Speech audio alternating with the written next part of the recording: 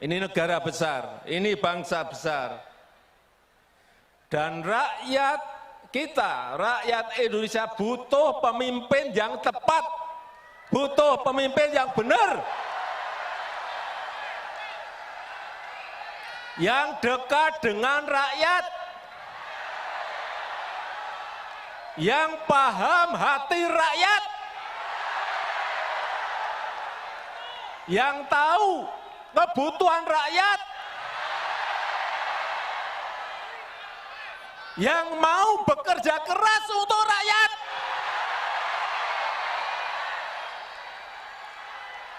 Itu yang dibutuhkan.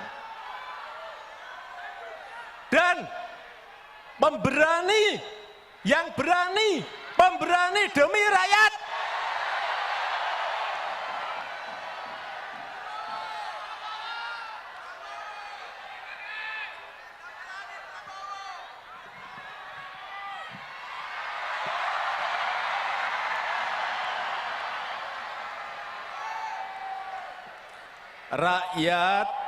Rakyat butuh pemimpin yang paham, yang ngerti bagaimana memajukan negara ini.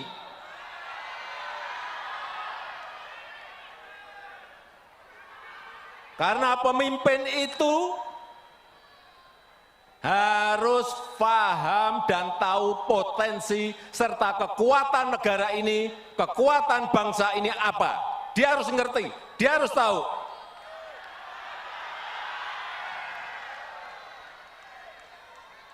Dan pemimpin itu harus tahu dan paham bagaimana memajukan negara ini, dari sisi mana. Dan mampu memanfaatkan peluang yang ada. Bukan rutinitas, bukan rutinitas. Bukan hanya duduk di istana dan rutinitas. Bukan hanya duduk di istana dan tanda tangan, bukan itu. Dia harus tahu bagaimana membangun sebuah strategi negara, strategi ekonomi, strategi politik yang harus ada semuanya. Karena kita berhadapan dengan negara-negara lain. Karena kita bersaing dengan negara-negara lain, kita berkompetisi dengan negara-negara lain.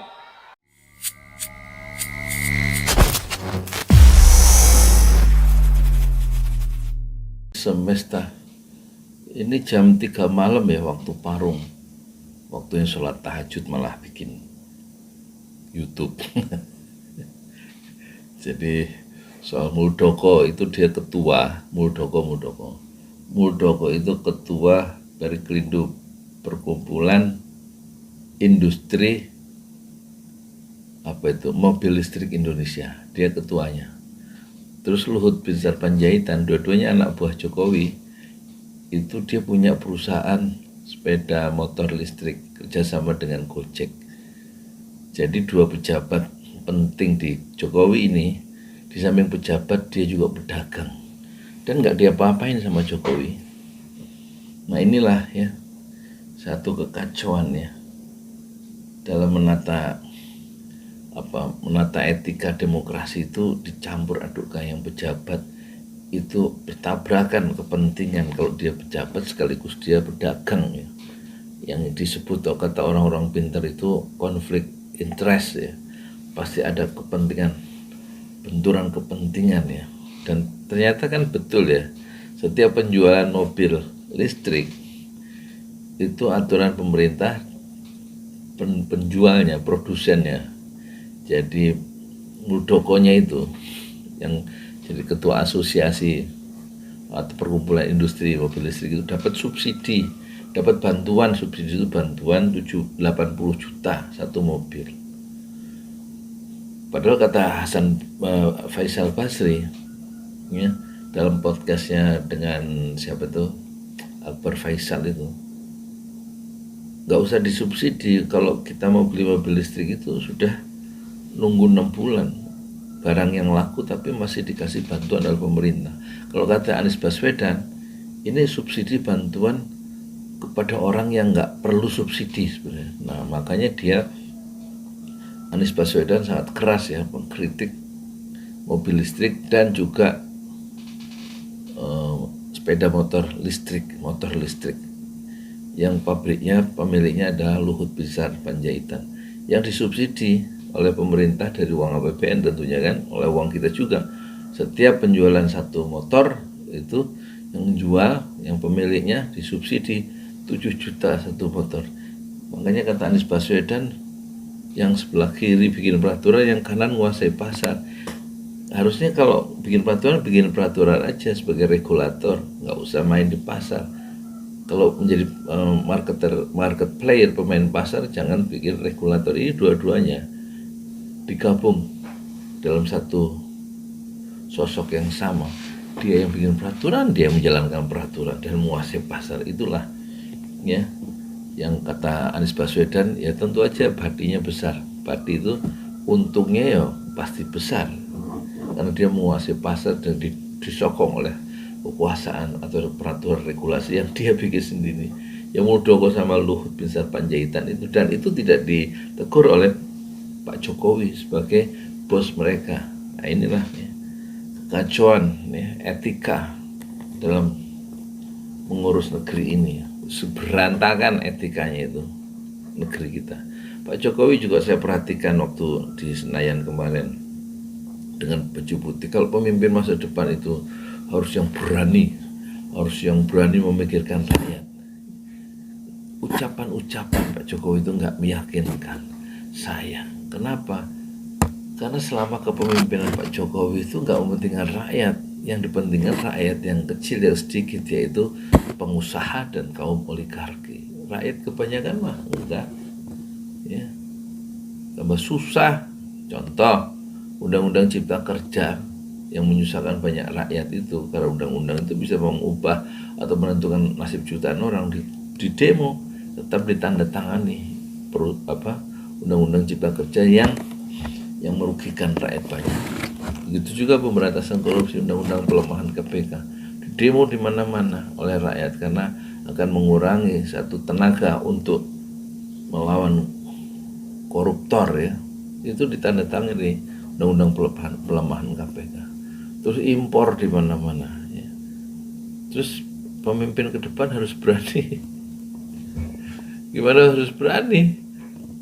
Sekarang perusahaan Cina aja ada, kata para ahli, ada 15.000 di Indonesia, dan gaji dari pengusaha-pengusaha Cina itu lebih tinggi dari pekerja lokal. Kalau mereka digaji dengan standar internasional di Indonesia, dan pekerja-pekerja lokal yang kerja di perusahaan Cina yang 15.000 itu proyek-proyek Cina itu dengan standar UMR. Nah itu ketidakadilan yang ada. Sementara kalau di Doha, kata siapa ya, di Doha di Qatar itu CEO yang sama, misalnya CEO Cina dengan CEO dari Doha Qatar, itu dibikin peraturan CEO orang Qatar sendiri, orang asli pribumi itu harus 3 kali lipat gajinya, lebih besar daripada orang-orang asing yang kerja di Qatar itu.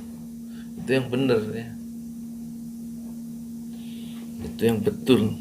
Kalau kita jabatan yang sama, tukang sapu misalnya di perusahaan di Cina di Indonesia, itu gajinya lebih tinggi daripada tukang sapu di Indonesia, orang Indonesia sendiri.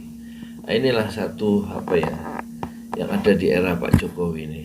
Saya kasihan sebenarnya dengan Pak Jokowi yang memimpin negara ini dan mendapat serangan yang sangat masif dan tajam serta bertubi-tubi dari tahun ke tahun sejak tahun pertama ya. Dan kemudian tahun 2019 sudah diingatkan ada tagline ganti presiden. Jadi pada tahun 2019 saja rakyat sudah ingin ganti kepemimpinan, tapi takdir Allah berlaku dan kita manusia hanya menerima. Kita ditakdirkan Allah mendapatkan pemimpin seperti Pak Jokowi, dan kita bangsa Indonesia hanya bisa menerima takdir yang diberlakukan oleh Allah itu. Pasti untuk kepentingan kita sendiri, menurut Allah sendiri, dan mungkin kita tidak tahu hikmahnya sekali. Tapi pada satu saat kepemimpinan yang menurut kita paling buruk sepanjang sejarah Indonesia merdeka ini, kepemimpinan di era Pak Jokowi ini, insya Allah akan melahirkan satu kepemimpinan yang lebih baik di masa depan, karena masyarakat sudah disadarkan bahwa kepemimpinan sekarang tidak membuat saya terutama sejahtera, tidak, ya, justru mengundang ya satu kecaman-kecaman terhadap pemerintahnya sendiri, cacian dari rakyatnya untuk pemimpinnya sendiri. Hanya di era sekarang. Saya Yudi Pramuka, tukang donat dari para youtuber tertua di semesta fasbir sabron. Jamilah, bersabarlah dengan kesabaran yang indah. Assalamualaikum warahmatullahi wabarakatuh.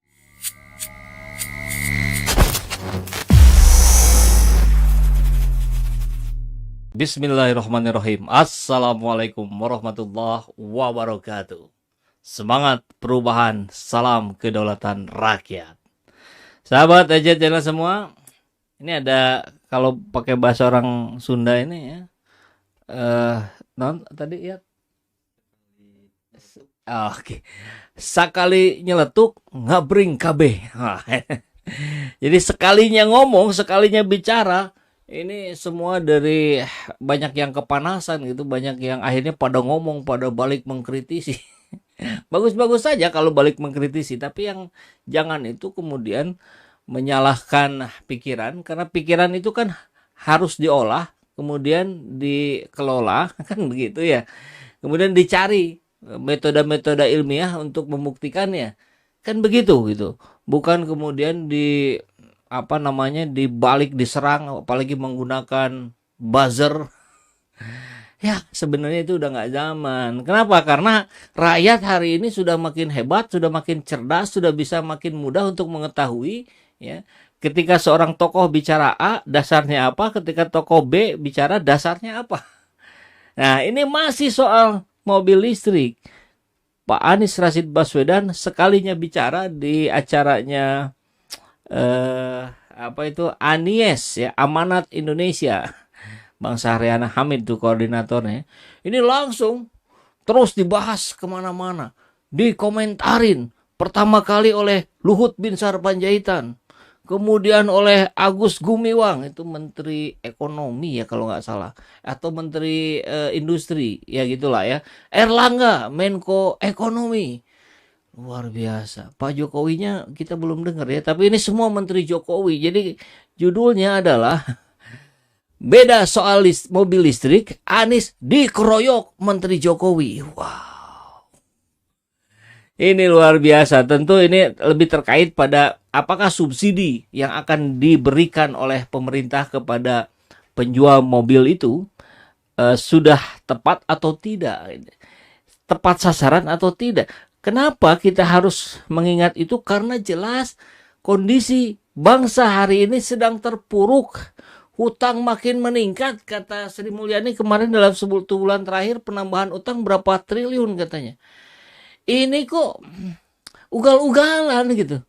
Kok seperti udah tahu kita nggak punya duit, utangnya gede. Kok malah diumbar-umbar untuk subsidi ini itu yang nggak jelas gitu. Sebetulnya bisa jelas ya. Teknologi listrik kita dukung gitu. Tapi kan harus tepat caranya. Jangan kemudian itu ujung-ujungnya balik lagi hanya menguntungkan oligarki. Kan itu yang kita sesali selama ini. Ketika ada COVID-19, ya, rakyat terbelenggu, sulit melakukan ini itu, ekonomi terpuruk. Ada yang menanggung keuntungan luar biasa dengan bisnis PCR. Katanya begitu. Dan orang-orangnya nggak jauh-jauh juga, lingkar-lingkar itu juga. Sekarang mobil listrik juga begitu gitu.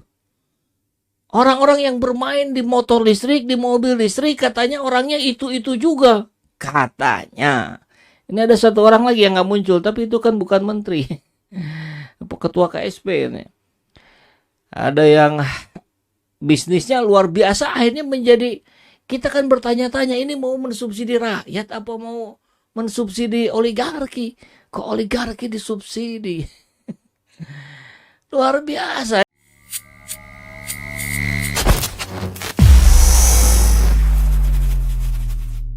Setelah kritikan Anies Baswedan soal kebijakan subsidi mobil listrik memantik amarah pemerintah, dan sejumlah pengamat menganalisis kebenaran kritik capres koalisi perubahan tersebut, Lalu, ekonom senior Indef Faisal Basri mengungkap 2 elit pemerintah yang diduga bermain di belakang kebijakan subsidi mobil listrik. Faisal mengatakan bahwa sekarang tidak ada beda pejabat dan pengusaha, sehingga membuat kebijakan yang menguntungkan diri sendiri. Sementara Capres Anies Baswedan sebelumnya telah menyindir status ganda seorang pejabat. Tangan kirinya bikin regulasi, tangan kanannya melaksanakan regulasi.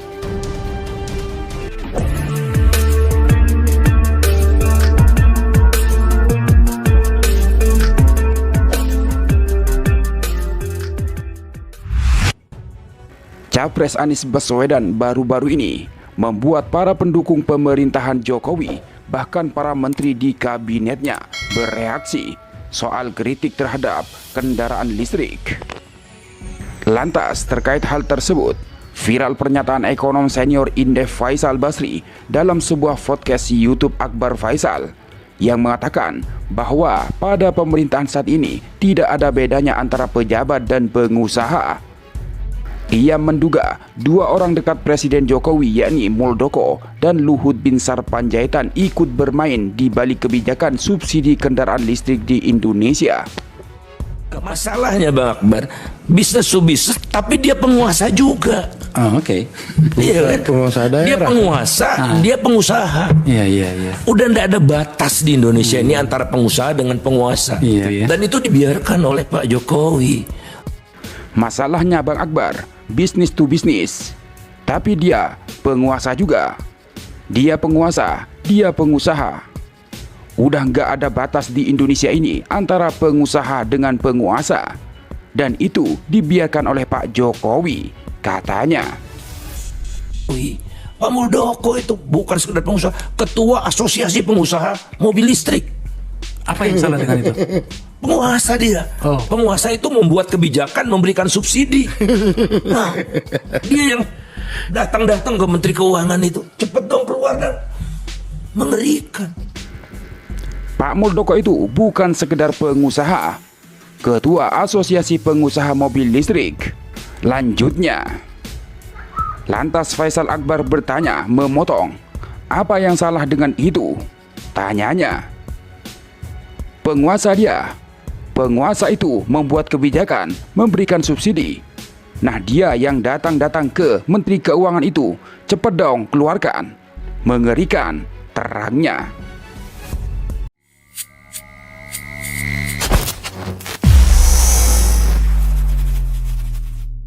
Adillah pada kami tak bodoh, meski memang kami tak pandai.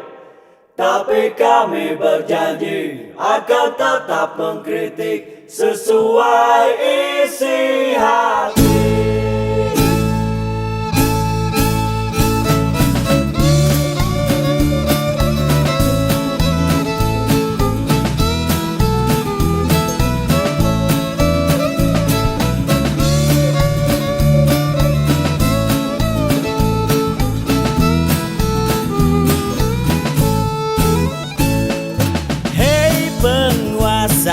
Ini kami rakyat jelata, engkau ada untuk siapa? Hei penguasa, ini kami rakyat jelata, mau sampaikan semua keluh kesah. Bekerjalah dengan hati, pakai empati, jangan banyak intrik, apalagi bikin taktik.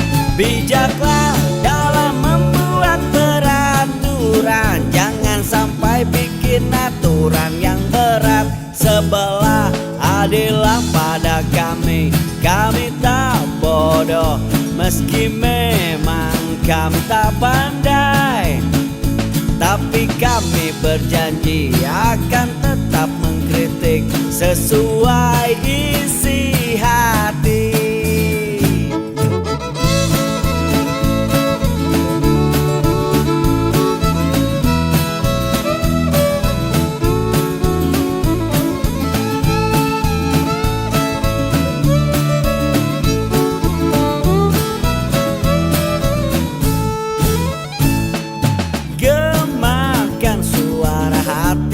rakyat jelata, gaungkan harapan rakyat ke penguasa, agar kalian para penguasa adil ciptakan sejahtera. Bekerjalah dengan hati pakai empati, jangan banyak intrik apalagi bikin taktik.